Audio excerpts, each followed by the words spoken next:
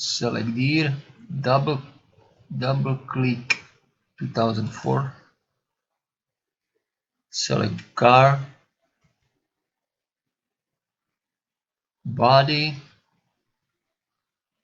instrument cluster,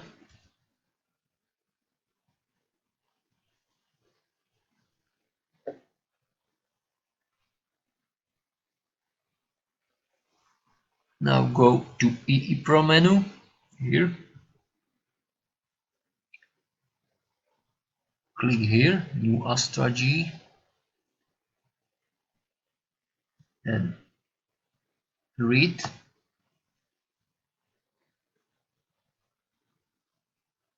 Okay, and now new value,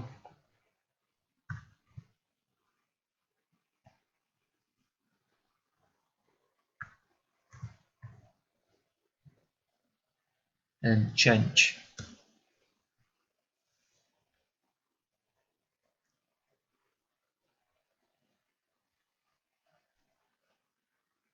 Okay,